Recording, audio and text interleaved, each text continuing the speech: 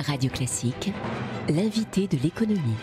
Il est 7h19, invité de l'économie ce matin sur Radio Classique. Laurence Nardon, spécialiste des États-Unis à l'IFRI, l'Institut français des relations internationales. Bonjour Laurence Nardon. Bonjour.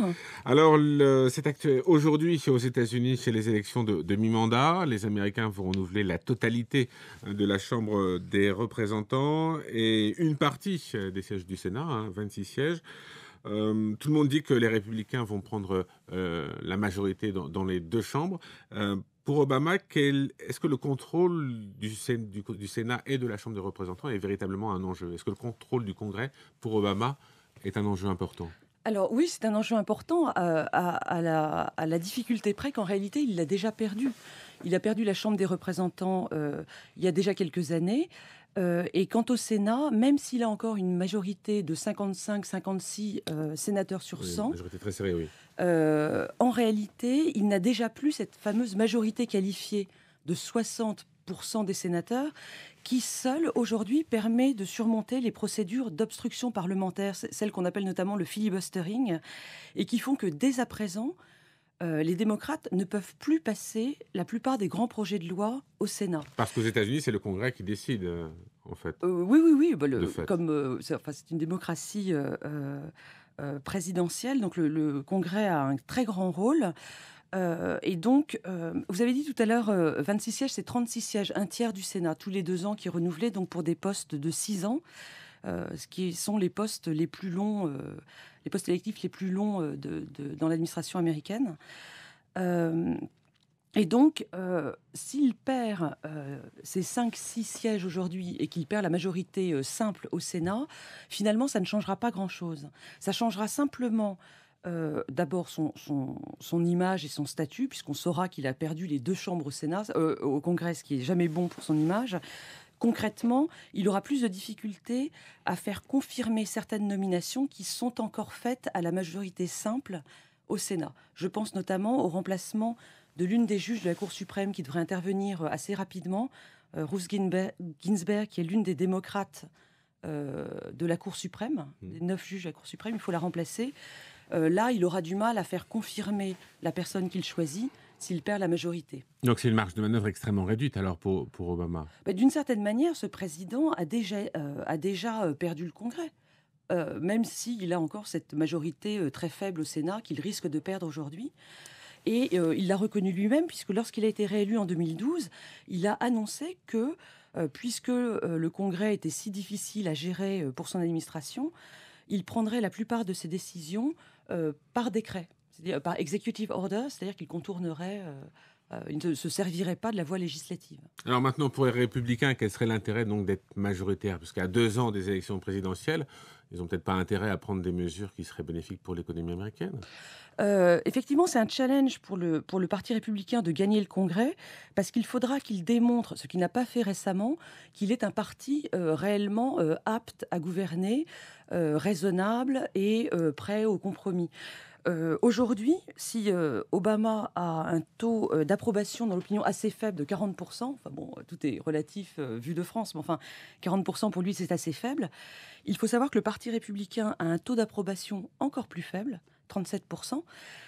Il souffre énormément d'une image d'un parti intransigeant et incapable en réalité de gouverner efficacement un pays, notamment depuis le shutdown. Rappelez-vous, il y a 1 an, ils avaient refusé de voter le budget. Il y avait un blocage qui avait duré des semaines et des semaines. Voilà. Le gouvernement fédéral a juste été bloqué pendant plusieurs semaines à cause de l'intransigeance des républicains au Congrès. Et donc, dans l'opinion, son image est extrêmement dégradée.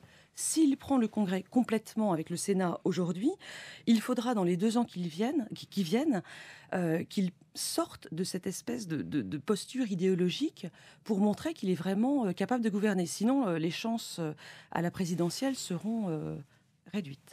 Donc c'est une mission quand même difficile. Et comment expliquer cette désaffection des Américains pour la politique américaine? Eh bien, de plusieurs manières. Côté démocrate, effectivement, le président Obama a beaucoup déçu, donc il y a quand même une certaine tiédeur de cet électorat. Et du côté républicain, il y a eu ce mouvement, vous savez, grassroots, populiste, qu'on a appelé les Tea Parties, que, vu de France, on a du mal un peu à placer, mais qui est une sorte d'extrême droite américaine tout de même. Avec une moindre intervention de l'État, Voilà. plus de libéralisme. Exactement. Ces gens-là, en fait, ils expriment ce ras-le-bol de la politique des Américains, notamment des institutions fédérales, d'un establishment de Washington qui leur semble loin des réalités. Il y a aussi une autre difficulté aux États-Unis, c'est le rôle de l'argent dans la politique, qui semble quand même faire gagner les élections, et donc le principe démocratique semble amoindri aux yeux de l'opinion. Donc toutes ces raisons-là amènent à une certaine tiédeur qu'on va voir aujourd'hui, notamment, je le crains, dans les chiffres de l'abstention. Cela dit, si on regarde l'économie américaine, elle est plutôt bonne, avec un chômage qui a baissé. On est sous les 6% de chômage aux États-Unis. Si on regarde dans le passé, on voit que tous les présidents américains ont été élus sur des bons chiffres du chômage. Là, c'est le cas pour Barack Obama. Les chiffres de l'emploi sont plutôt bons. Comment expliquer que Obama n'est pas la cause auprès des Américains alors que le marché de l'emploi donne satisfaction? Oui, et la croissance aussi se porte plutôt pas trop mal. Effectivement, alors là, c'est un mystère. Les Américains, bien que leur économie aille plutôt bien, en tout cas beaucoup mieux qu'ici et beaucoup mieux depuis la crise, ont la perception que l'économie va mal, notamment parce que les salaires n'ont pas commencé à remonter. Et donc, les sondages d'opinion ces dernières semaines montrent que l'un des soucis principaux des Américains aujourd'hui, c'est l'état de l'économie. Et donc, comme vous le dites, Obama ne recueille pas de fruits en termes de popularité de la baisse du chômage et des bons résultats factuels de l'économie. Vous pensez que cette tendance peut s'inverser dans les 2 ans qui viennent?